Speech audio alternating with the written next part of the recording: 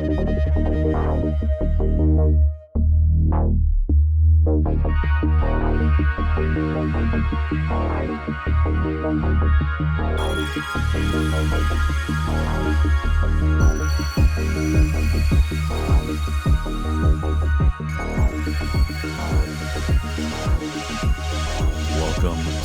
the EchoCast, episode 166. This is a podcast brought to you by me, Bon Diesel. We're going to talk about games. That's what this podcast is all about, and that's the way it's going to stay. Please take a moment to subscribe to and rate the podcast wherever you are listening or watching. On Spotify, you can now leave reviews on their mobile app, and I would greatly appreciate that. Same with iTunes, as well as comments on YouTube or wherever else. Even retweets and comments and likes on Twitter are very helpful. Thank you to this month's Patreon supporters: PK, Uber, Timmy, Hassan, Darren, Christian, Man-Made Golf, Grano, and The Dawn. If you would like to support this podcast and my other content, please check out patreon.com/bondiesel. Jumping right into that gaming news, we're going to talk about a few things today.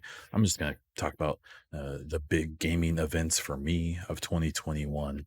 I'm going to talk a little bit about some Division chatter, and we'll wrap it up with some Escape from Tarkov chatter, listener questions, and some content updates, which is a lot bigger than normal because we're talking about next year. My gaming thoughts from 2021. So this isn't going to cover everything. There were dozens, hundreds of games to talk about that came out, good and bad. I picked a few things out that popped right straight to my head. And the first one, Mass Effect Legendary Edition. This Legendary Edition drop changed the way I look at games. It changed everything for me from a gaming perspective. And for people who have played this series for a long time, that's going to seem like hyperbole or whatever.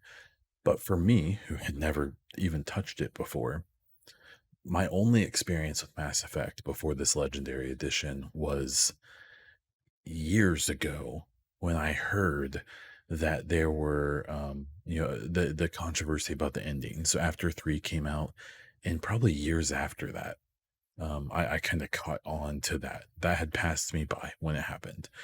And I remember watching videos and stuff about the original endings, the endings that they ended up releasing later.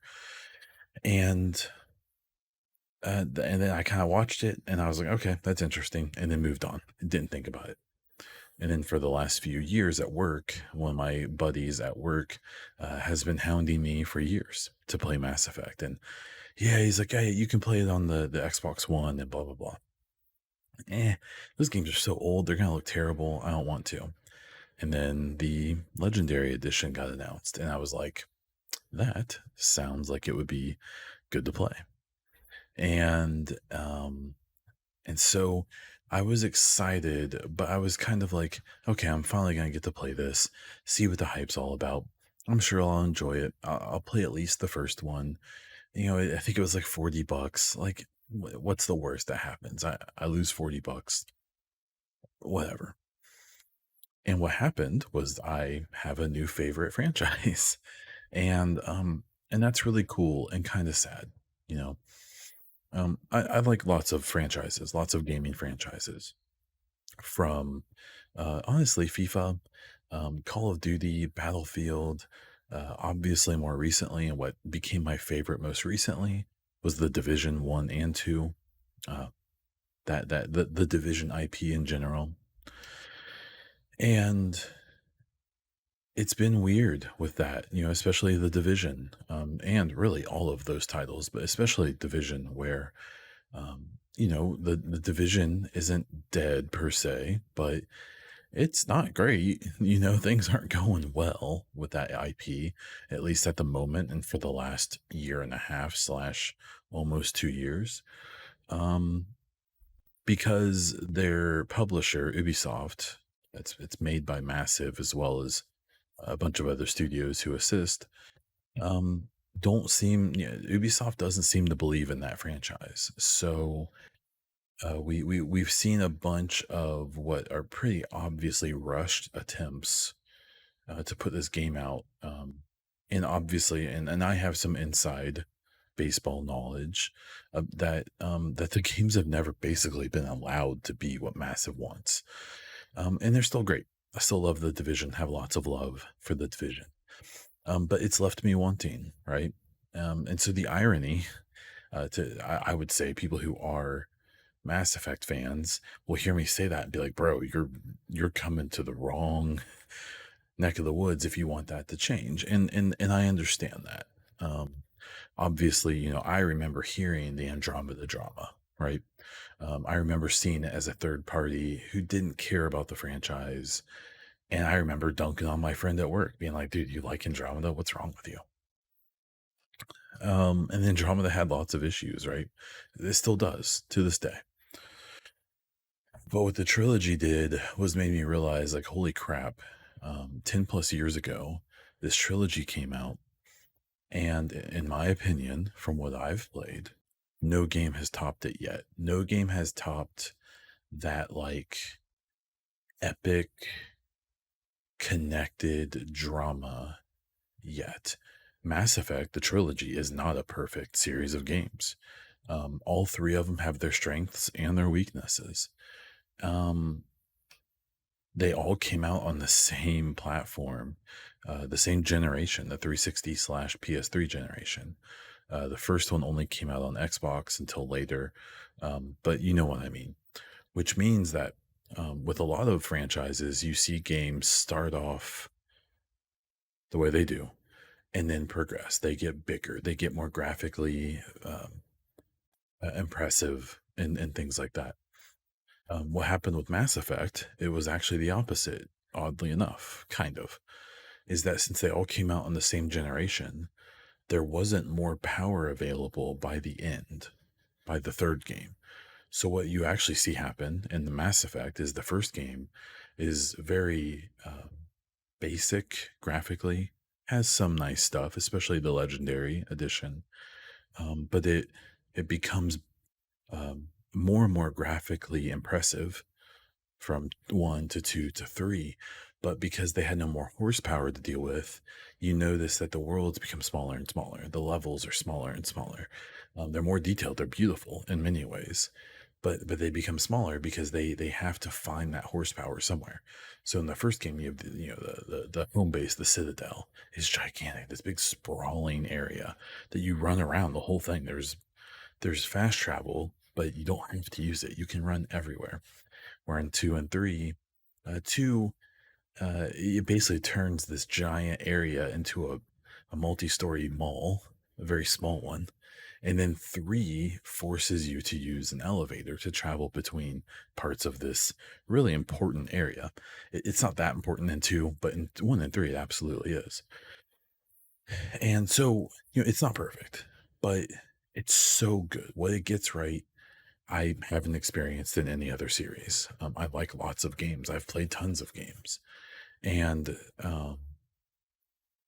between the gameplay, which has its strengths and weaknesses in each individual game, um, the way things carry over, the overarching story, the side stories, the lore, um, it's so good. It makes me wish any other game had ever made me feel the way it does, and no other game ever has. I love Red Dead Redemption and Redemption 2. I you know I love a lot of games from a story perspective. Um, but Mass Effect, playing that this year changed the way I look at games. And it changed what I'm excited about. It changed what I'm looking forward to. It changed what I'm talking about. For example, me leading off this podcast once again, talking about Mass Effect. Um, the next Mass Effect game, which probably isn't going to come out for like 4 or 5 years, is my most anticipated game today. I'm excited about other games. I'm excited about Starfield, hoping it gives kind of that feel, right? But it's Mass Effect. I'm excited about the next one. I don't hate Andromeda. I don't love it. It's fine. It should be played through quickly with some, side stuff done, right? But it's not awful. It's not terrible. It should be better. Andromeda should have been a better game. And this next one, funny enough, I'm so into it that even though Andromeda should be better, I still it made me more excited for the next game because Andromeda, if you read into it and if you see all the things that happened with that game, you shouldn't make excuses exactly, but it's okay to look at games and how they were developed and the atmosphere they were developed in and understand why they didn't reach uh, expectation. Same for the Division, and same for lots of other games, Cyberpunk, and almost every game nowadays, right? So that next Mass Effect, the teaser trailer we got last year, that other fans have just been, just dissecting line by line, face line by face line. Um, the freaking key art they released this year. Everyone's zooming in, looking at the pixels. I've done it as well. There's a video on my YouTube where I did the same thing. I'm so excited. Tempered to a point because I know we won't get any significant updates on that game for 2 or 3 years. It's gonna be a while. Because they're finishing up Dragon Age 4, which sounds like it's not going great. It's we're not out of the woods. I am excited that Mass Effect, the next one, they brought back a lot of the people from the trilogy. They are putting, it's their A team who's going to be making this. We found out recently they're using Unreal Engine 5 instead of trying to make Frostbite work. Um, it sounds like they're in the beginnings of a long pre-production process before they start even developing the game, which is a good thing. Um, it's just great. And for 2021, I had multiple gaming experiences that changed how I look at games, and Mass Effect was the biggest one, because it changed my fandom. It changed, unfortunately, it hurt my fandom for the Division because it made me realize, like, holy crap, if Ubisoft didn't try to chase Destiny with the Division, they could have taken this deep lore and story and all this potential that the Division had in the world it's set in, and they could have made like a Mass Effect style game that could have been a trilogy and could have had choices carry over. And I've been told by people I trust that that was a thought at one point. But Destiny was popular. Ubisoft is completely unoriginal.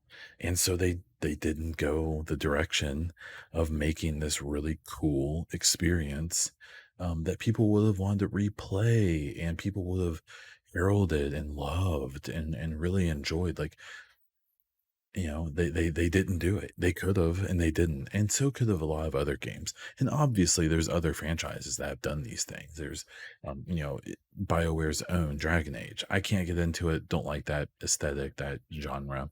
Not my thing. I don't like high fantasy medieval. Not my thing. But people love it. Um, and so, you, you know, it's just Mass Effect was a big deal for me. Um, and I feel bad that I act like it's this brand new thing. And I know even my buddy at work, if you exclude Andromeda, they've been waiting for a new game in this franchise that they love for 10 years. And it's probably another 4 or 5 years away.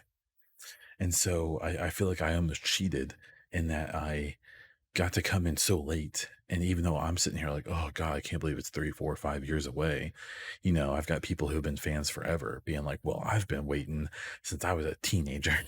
So, yeah, but Mass Effect 2021, probably my grandest moment. The best moment for me was playing it the first time.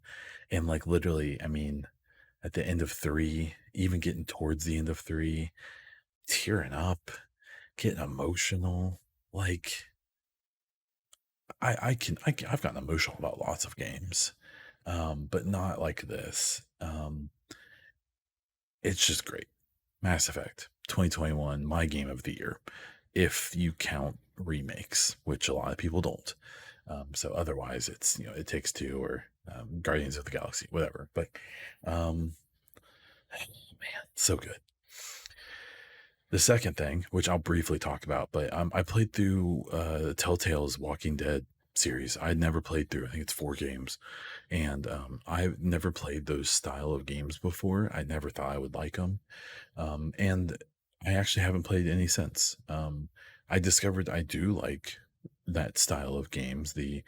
You're mostly just making choices. There's not that much actual gameplay, but that story, following Clem, the first game, obviously I'm a newer father. My daughter's only a couple years old, and seeing that relationship between her and the man that you play as, and for the majority of that game, and then the way that game ends was very emotional, and I had a deep connection to it.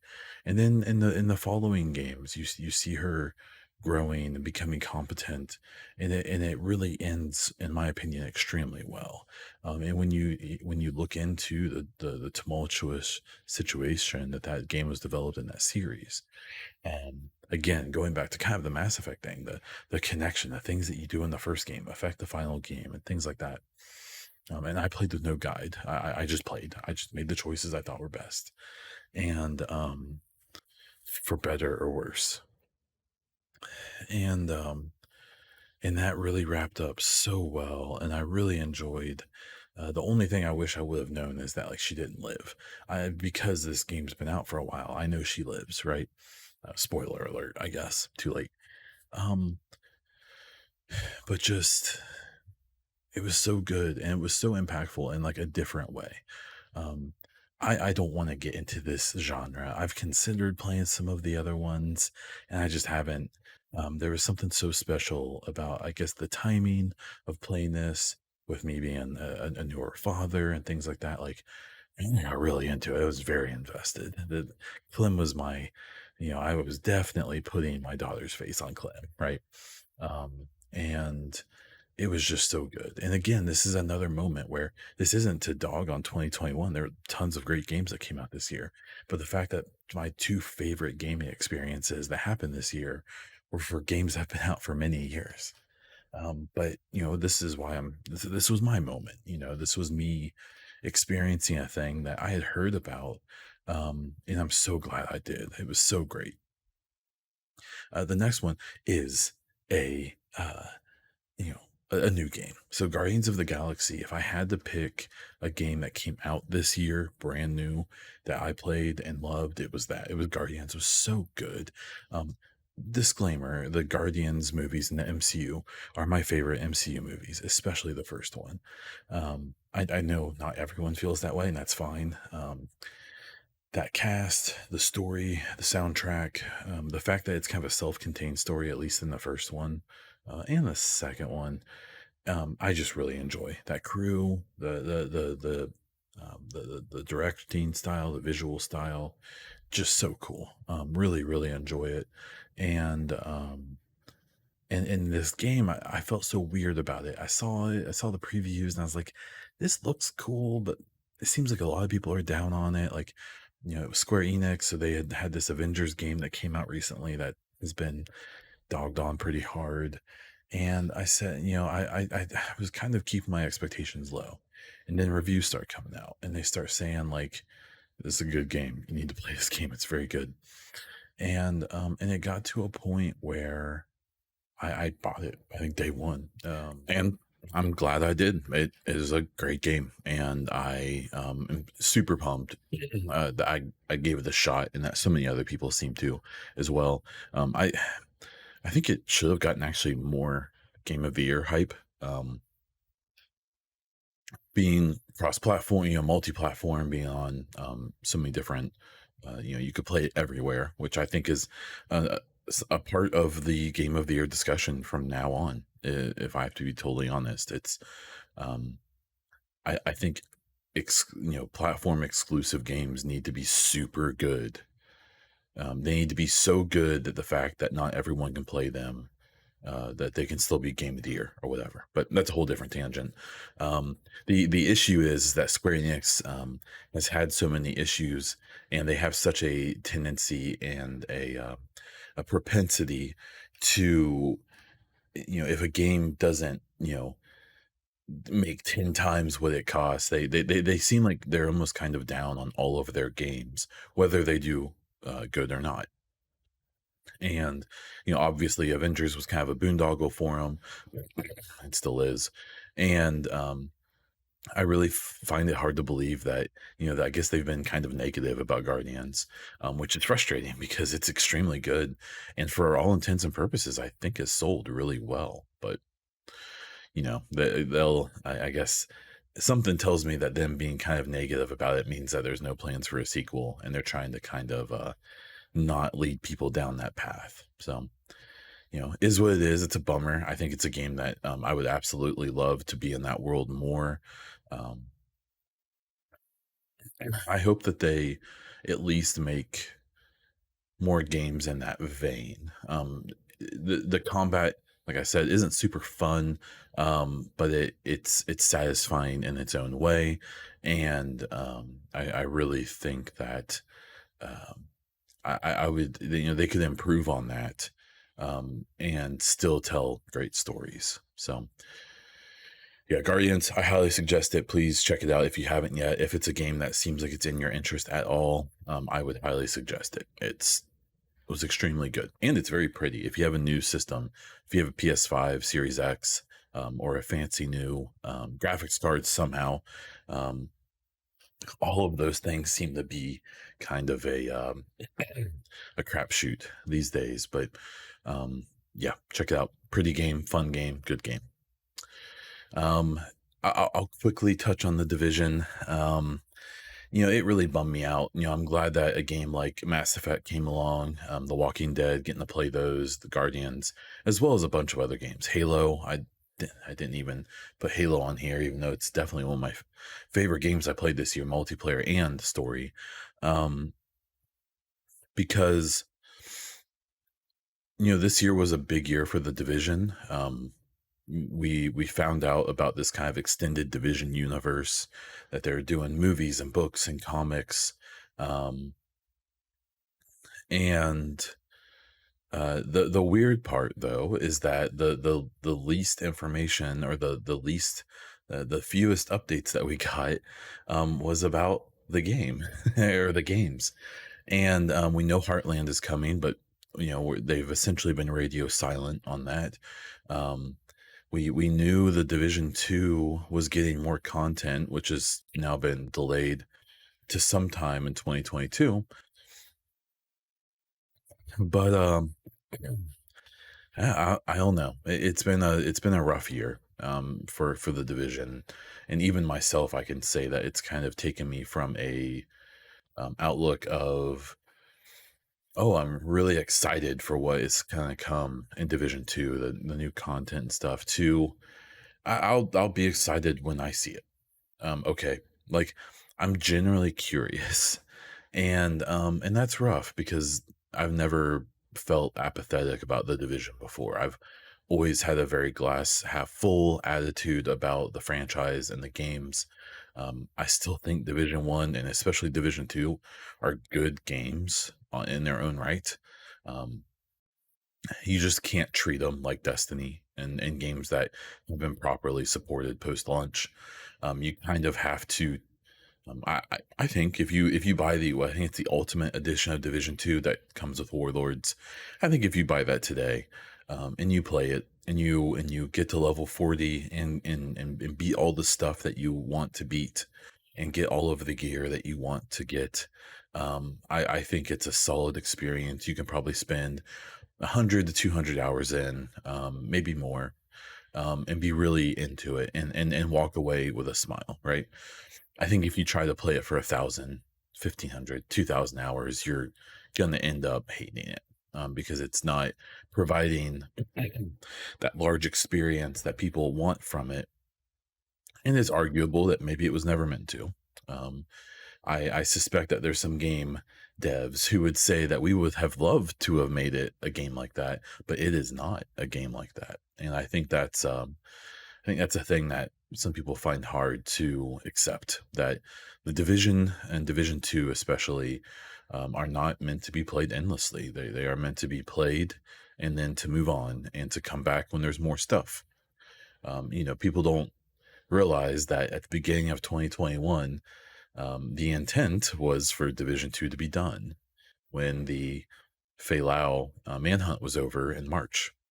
And from what I've heard, essentially a last minute decision by Ubisoft to do more content, which we are waiting for now, wasn't guaranteed and wasn't even assumed. And until the last minute. And I believe this happened right before they made the announcement. Like I'm fairly certain Ubisoft approved more content and then they announced it. So that was back in February or March, in that area, which is why it's delayed. I think. I think that they have a small number of people at Massive advising the project or running it, and then they're using Bucharest as their engine to do everything. And I suspect that they are basically just trying to onboard those people, and that's where we're at. At the end of the day, that's where we are. So, I still have a lot of hope for the Division as a franchise in the long run.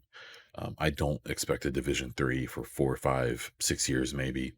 Heartland, I'm sure, will come out next year at some point, 2022. The new Division 2 content, my guess, will be summer or fall. Maybe earlier. When they delay, they tend not to delay that long, but I don't know. I'm putting my expectations very low, and I would suggest others do the same. And then let's see here. Game Pass. We'll wrap this up on a high note. Game Pass has been such a great investment for myself. It's opened me up to trying games I would have never tried before. Including The Walking Dead was one of those. The first 3 games are on Game Pass. The 4th one you still have to buy, which is fine. I didn't mind doing that. It was worth it. It was worth every penny. But Game Pass continues to be the best value in gaming. I don't think that can even be argued at this point. I know Sony is going to. There's been rumors, and they've already basically announced that they're doing something similar. But from the details we've gotten already, it looks like it's going to, like, it won't have their first party games day one, things like that. Because frankly, Sony doesn't have to. They're still winning at the from the fanboy weirdo, pay attention to every single little detail and every little stat. They are winning when it comes to many of the metrics that you can be winning a console war on, even if it's only one-sided. I think Sony's still very focused on selling more consoles. I think Xbox is more focused on getting more eyes on games through one of their platforms. And so I think we kind of have 2 competing brands racing to different ends.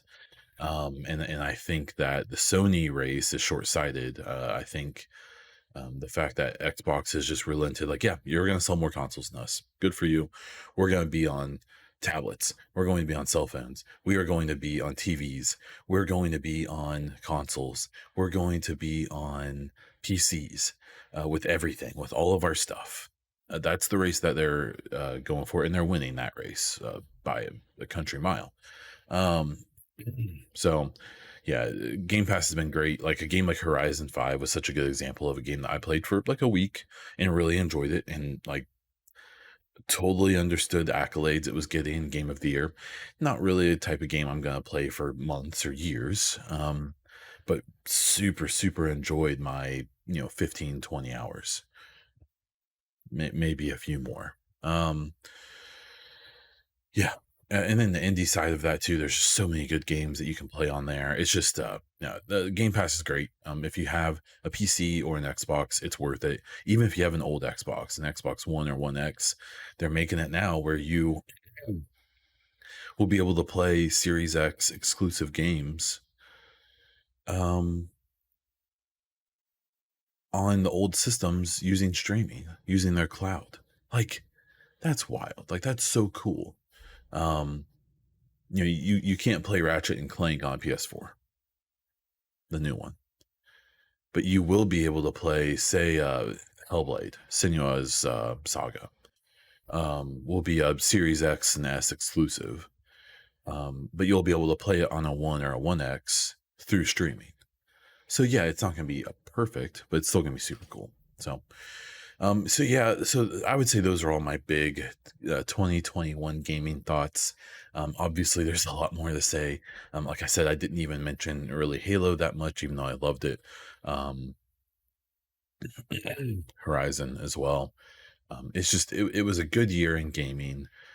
If you could get past all of the delays and all of those kind of things, it wasn't without its disappointments, but I think it was a good year in gaming, and I think it will lead to a 2022 in gaming that will be a lot of fun. I think the next episode, I'll do kind of a what I'm excited about in 2022. The second story I have here to chat about is the Division news. So it isn't really news. It was kind of fabricated news, in my opinion. Someone made a post about survival and how it was a great mode and all this stuff. I'll kind of put my foot in the ring here and say that I think survival had a great moment. I appreciate that there's still people who it has like a cult following still. Um, People who still really enjoy it, and have really kept that spark alive to a point. Um, well, here. So what happened? And is in response to this, it got a lot of attention, hundreds of likes on this post, and so Yannick, who's in charge of the Division 2 at this point, basically said, "Hey, we can't have that much attention, not respond." And so the exact quote from Yannick is, "Over 500 likes deserves at least an answer. So here it is. I will consider bringing back survival the day I am 100% confident we can deliver something better than the original." So if you've been around the Division community long enough, what you'll know is that uh, instead of taking this literally, which I think people should have done, this turned into speculation Randy uh, event of the year. Now, straight up, I think most of the people who took this as, I'd say it's like 50-50. Half the people who took this as confirmation of a new survival or the possibility genuinely felt like this was like a nod to that. The other half are people who know that it's not happening and they need to get some clicks, and that's fine. I get the rat race. I understand. I still think it's kind of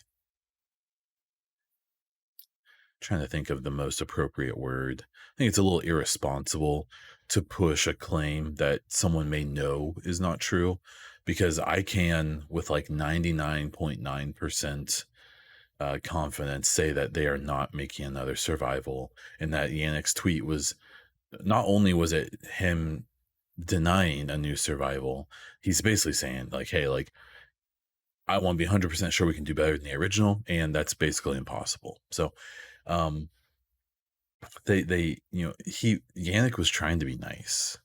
Yannick was trying to acknowledge the love for that mode, and also make in a nice way say we aren't going to do it. And there's multiple reasons for that. One, this is a lot of speculation, but I would call it educated speculation. Survival was probably the least played of the three DLCs from Division 1. And if you want to disagree with me, that's fine. But there's two reasons I believe that. The main reason being, if Survival was as popular as a relatively small subset of the community thinks it was, we would have Survival 2 right now. They would have made another one. It would have been day one. If it was the end all be all mode that everyone played and everyone loved, um, we would have gotten it almost immediately, probably. And the simple reality of the situation is that like the launch week of survival and the free week that they did later on, you could get full PvP servers. For the 2 years other than that, you were lucky to get 5 to 10 people in your server, and you were lucky if 3 or 4 of them got into the DZ. And you were extremely lucky if you found any of them.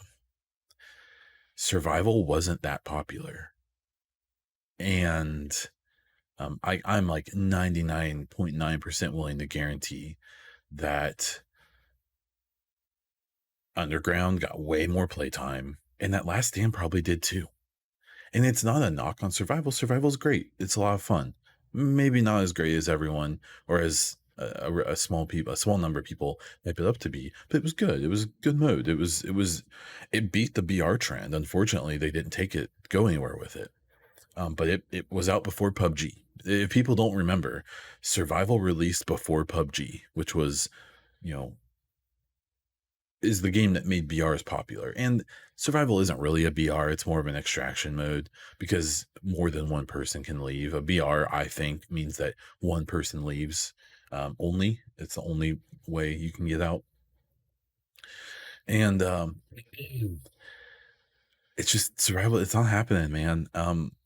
I appreciate people being hyped and excited and kind of looking for things that aren't there.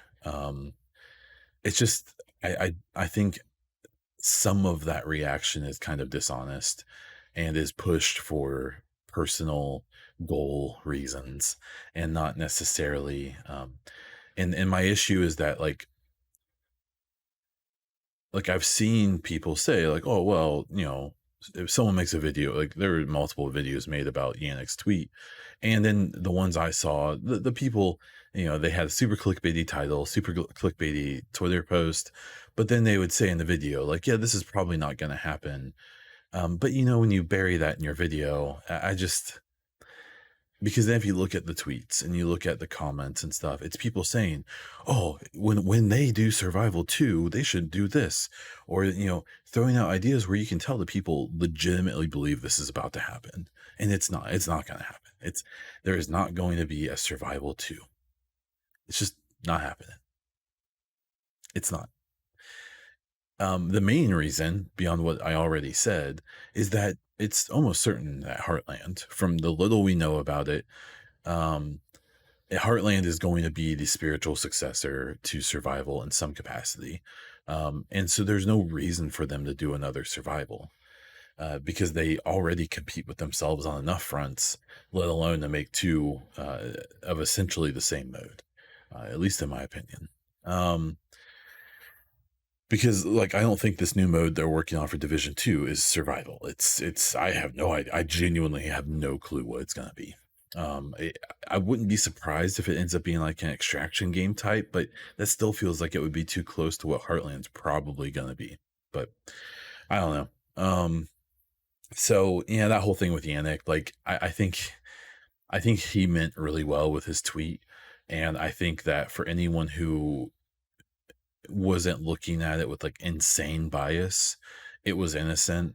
The problem is that they've done this a lot over the years, where by trying to be kind of quippy or honest or blunt about stuff, they kind of get themselves in trouble. Like with this very thing, I quote tweeted his tweet that I read and said hey, I think people should take this as a polite way of saying it's never going to happen. Of course, that only got 1/10 of the likes of some of the people who were pushing it, and Yannick liked it, and so did Trick. And so, if two of the few people we know are still working on this franchise, acknowledged my tweet saying that, hey, I don't think he's saying what you think he's saying here. I'm willing to bet. I'm willing to take chances that my take on it is probably correct, even if it's not the one that we want. So yeah, no more Survival. It's not coming. Get over it. But y'all keep doing your content thing and acting like it is. So whatever. Okay, and then the final thing, talking about Escape from Tarkov. I've talked this game up a lot, especially recently. 12.12 being their newest patch. So they've run into some issues. They're doing a holiday event right now where there's a Santa in the game that if you kill him, you get a bunch of repercussions. There's some items in the game that are limited time. In the crafting area, there's a Christmas tree that you can craft things if you find Christmas ornaments around the maps. That's all the fun stuff. They've run into some issues. They're doing a giant, like 2 week long Twitch drops thing right now, that requires you to watch for like 18 hours a day to get all of the things.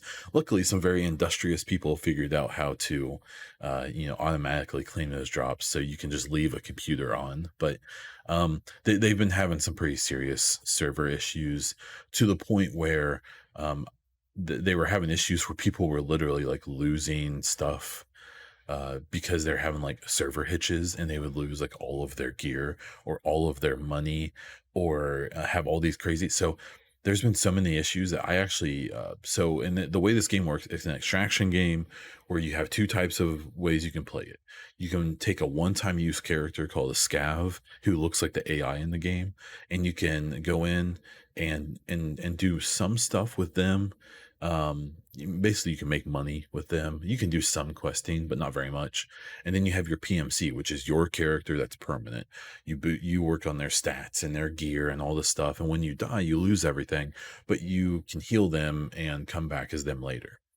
Um, so because I've been so worried about losing stuff from my PMC, I think I've run maybe 20 PMC raids and I've ran like 140 scav raids.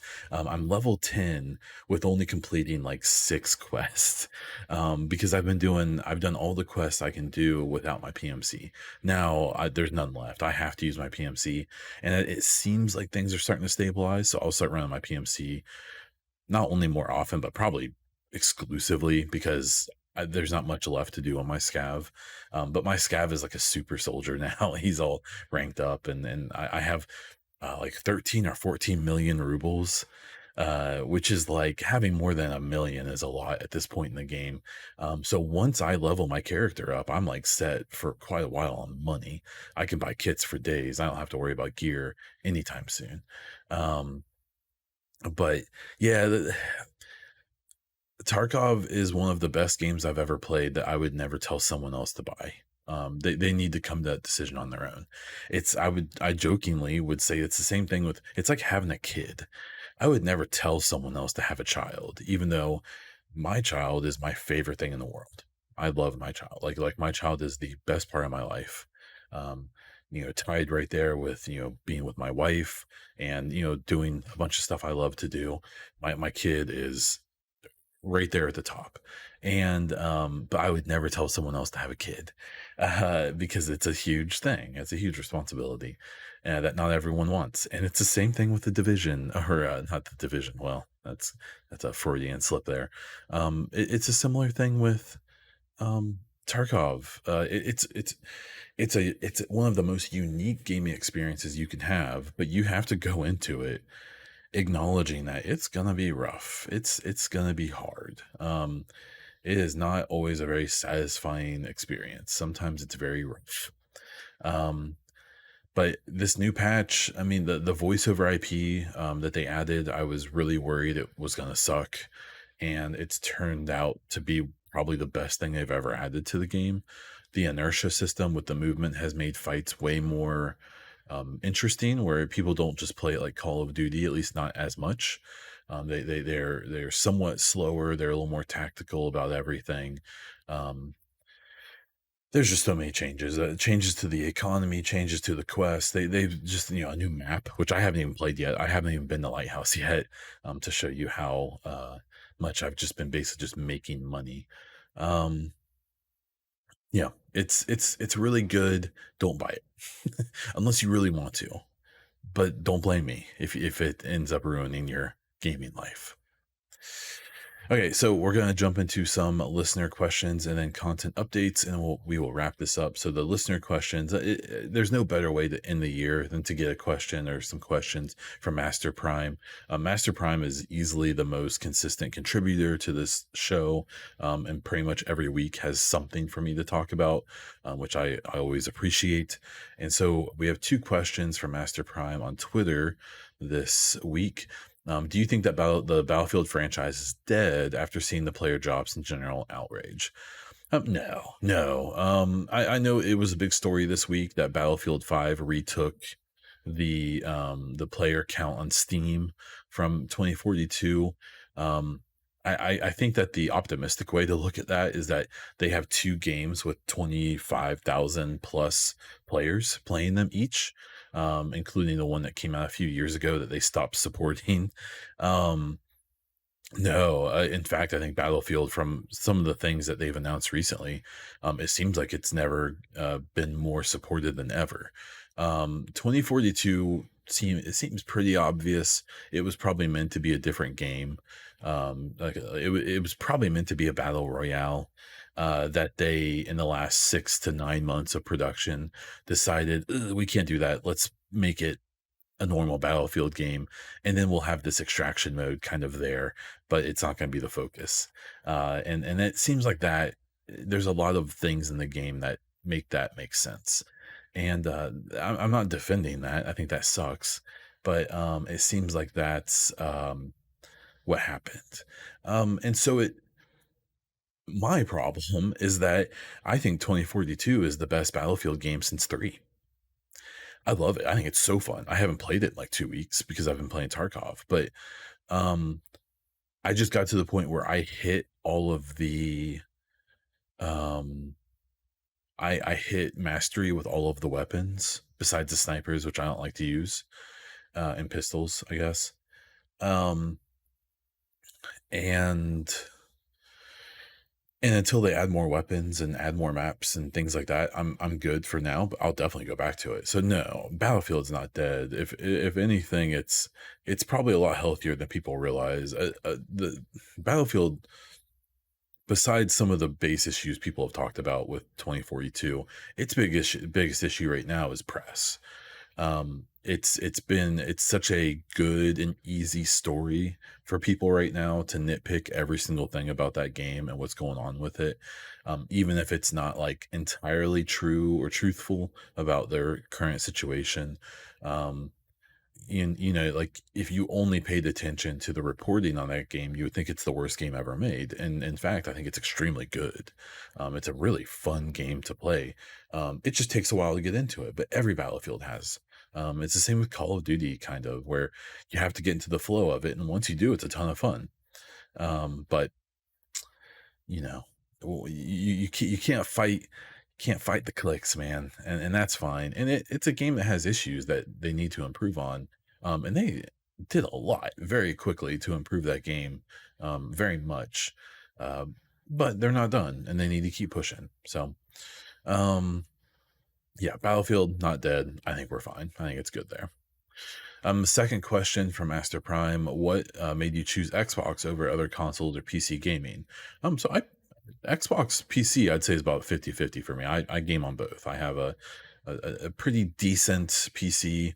That's why I play Tarkov on, as well as most first person shooters I'll play on PC in real time strategy games. So my most recent games on PC have been Tarkov and Age of Empires 4 and the Company of Heroes beta they did recently for the Company of Heroes 3, I believe, which that comes out next year, and I'm super excited about it. I love Company of Heroes, a very fun game.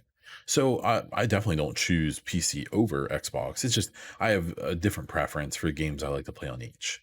Now, like Nintendo, I haven't had I think the only Nintendo console I've ever owned was a Game Boy Color when I was in like middle school. So I've just never been into Nintendo. I respect and acknowledge their greatness and a lot of their franchises that are genuinely like some of the best ever. I don't know. I don't really want to switch. I kind of I'm in a mood where I think by the time they come out with like their next gen system, will be probably around the time that Baby Diesel or Mini Diesel, she's not even a baby anymore, around the time that Mini Diesel will be ready to maybe start playing games. And so my plan is when whatever Nintendo puts out next, whatever their next big thing is, I'll probably get that. And Sony, so I actually my first gaming consoles were, old Nintendo, Super Nintendo. I believe I had a Sega Genesis and a Sega Saturn. I never had a Dreamcast. I didn't have a GameCube. I had a PS2 in high school. And then when I went to college, my roommate had the first Xbox, um, which I had an Xbox. So that was his. And then I had a 360 through college. And then actually, when I graduated college, I bought a PS3. I had a PS3 for a while. That's why I played Red Dead Redemption on. I remember playing MAG, if anyone remembers that game. There were a few of those games I was into. And then when the Xbox One came out, that's what I bought. I bought an Xbox One, and I've been Xbox ever since. I feel like I like the controller more. I don't like the Dual Shock, and the Dual Sense. I've touched it as well. It's much more Xbox like, so I do like it a little bit more. Um, I feel like for me, and this is a purely personal opinion, I think Xbox has more exclusives and will have more exclusives that are more fun to play. So games like Halo and Forza, I wouldn't want to watch someone stream or watch a gameplay video of Halo or Forza. I just because it's not as good. It's for me having hands on those games is better than watching them. Where on the other hand, Sony has the market of third person action adventure, style game story games down. And those kind of games I don't need to play. I'm happy to watch. Um, so even though I'm an Xbox fan, I've watched multiple playthroughs of The Last of Us, The Last of Us 2, Horizon, all of these like legendary games they have, Spider-Man. I've probably watched them be played through, I think all of them more than once. While I'm working and stuff, I'll have it on my other screen, someone doing a playthrough. And I enjoy watching it that way. And I've just never really felt like any of the Sony games, like I have to put my hands on and play them to enjoy them. Um, I can just, 'cause, like I care about The Last of Us and The Last of Two. Like I'm into those stories and those characters, even if I haven't played those games. Same with Horizon and so on and so forth. So, I personally kind of feel like, I just have always preferred Xbox for those reasons. I the whole console war thing is so stupid, and it's people picking whatever giant corporation that doesn't care about them, and then fighting other people over it. Like I don't care. I don't understand. One of the greatest ways you can humble yourself with this stuff is to look on gaming Twitter. And if you see a trending topic that involves anything Xbox or PlayStation, there's hundreds of thousands of accounts on Twitter, and there's creators on YouTube and Twitch and Twitter and stuff whose entire thing is picking one side or the other and going all in. And it's so weird, like, because you realize a bunch of these people are like adults. They're like grown people whose career is being mean to people, or making extremely like dishonest statements or videos or whatever about the other platform, whichever one it may be. It's weird. I can't get into that. So I would love to own a PlayStation 5 at some point if they put out like a PlayStation 5 um Slim or something. I could see myself buying one of those for sure. Um Eventually. Uh, Now, if there's a PlayStation 5 Slim and the mid generation update to the Series X, whatever they're gonna call it, the Series X Pro or whatever, I'll probably go with the Pro, honestly. But we'll see. Maybe Sony gets, more adventurous with putting their games on PC and things like that, then I'd be a lot more willing or likely to start playing some of their games. Like I would love to play God of War or Horizon on PC. I'd be interested in trying some of those out. So I would kill for them to put Last of Us on PC, but we'll see. We'll see if that ever happens. I don't expect it to. So thank you for the questions, Master Prime. I very much appreciate it. So going into 2022, so some content updates. So with Twitch, I want to continue streaming 3 to 4 times a week for a couple hours at a time, here and there, maybe doing a little bit longer stream. Um, I don't plan on taking any big multi-month breaks this year. I don't plan on switching over to YouTube again. This year, I think I'm just gonna stream on Twitch, and I'm gonna try to stay at least 2 times a week, preferably three, and if I have time, 4 times a week streaming whatever I feel like playing at the time. Obviously, when Division stuff comes, I'll do that. But until then, it's going to be Tarkov and things I'm currently enjoying.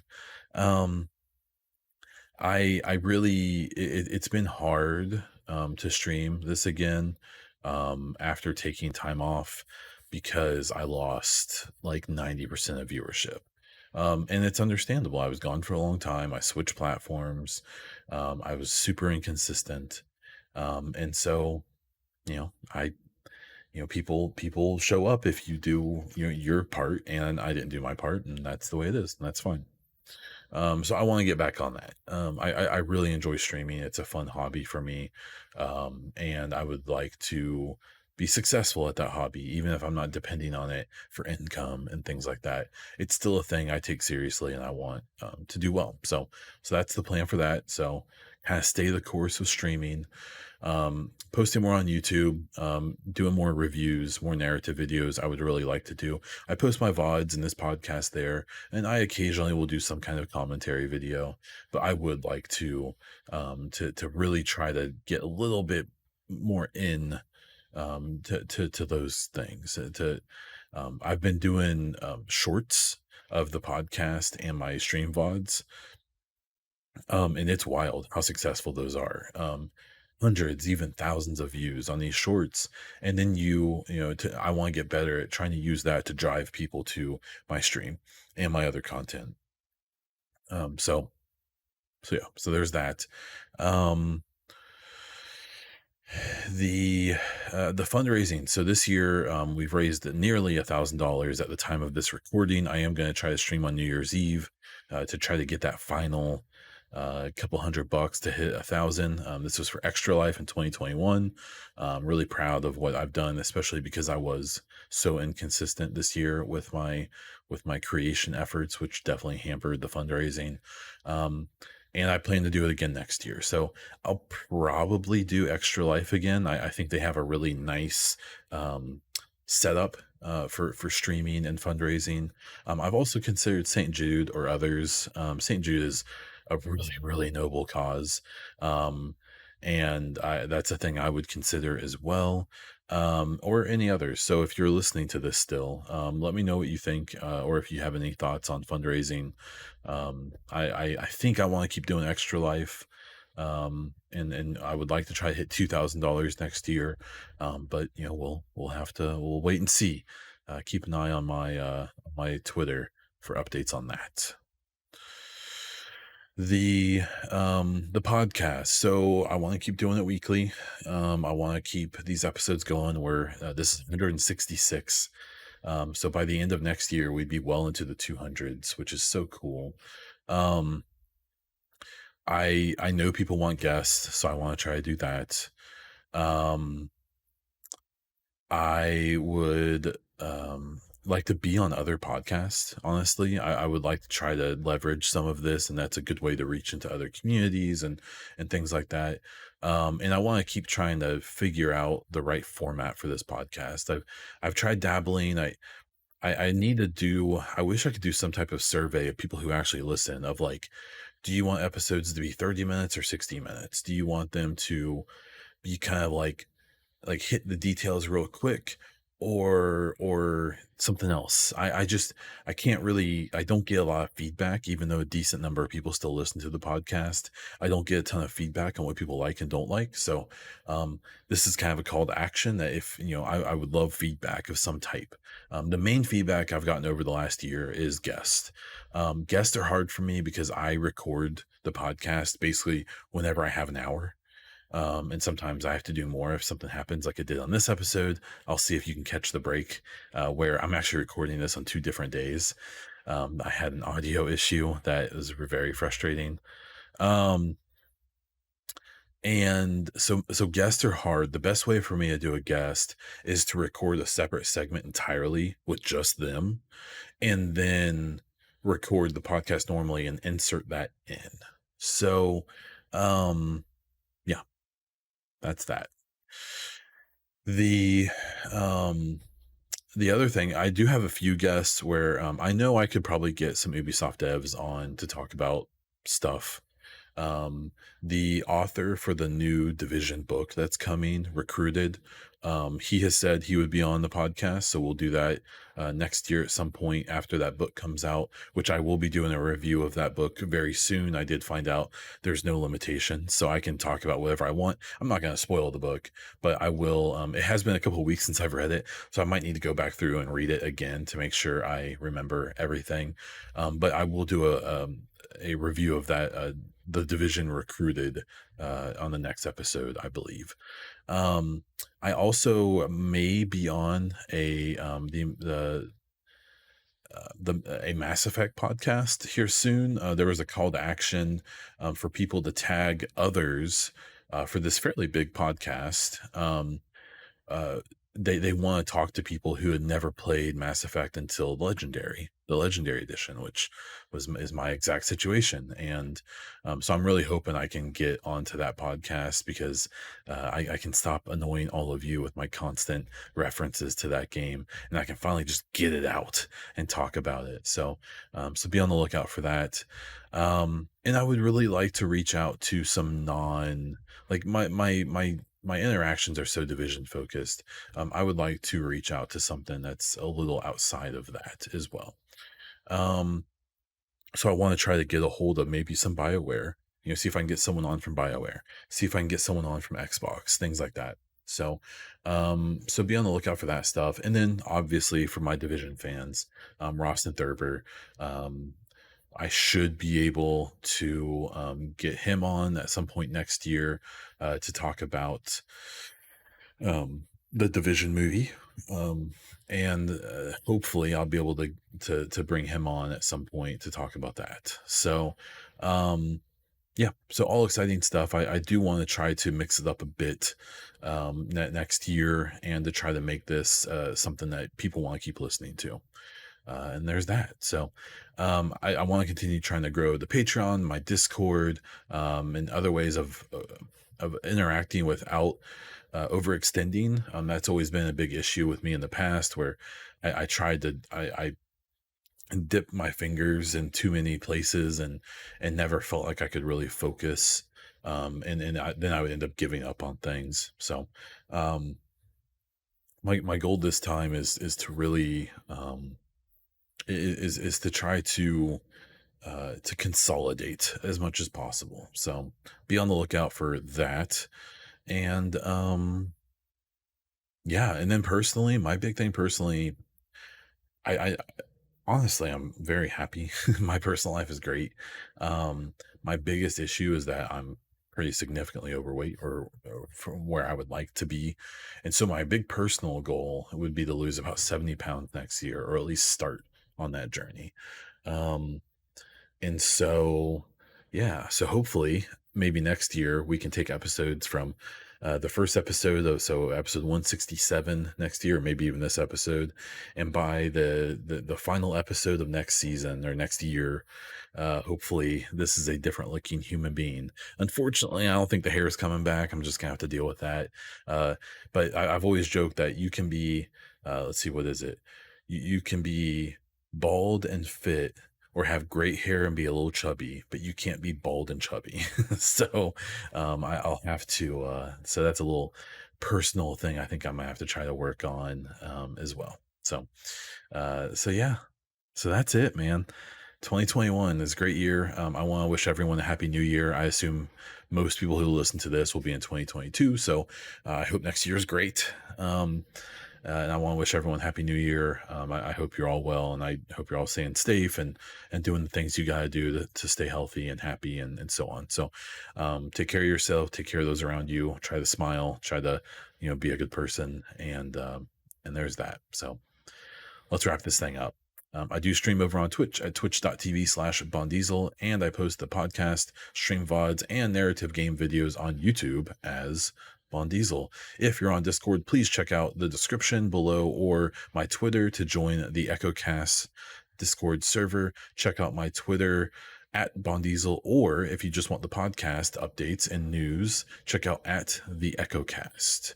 If you want some cool EchoCast or Bondiesel merch, check out designbyhumans.com/shop/Bondiesel or streamlabs.com/Bondiesel/merch. That's all I have. So until next year.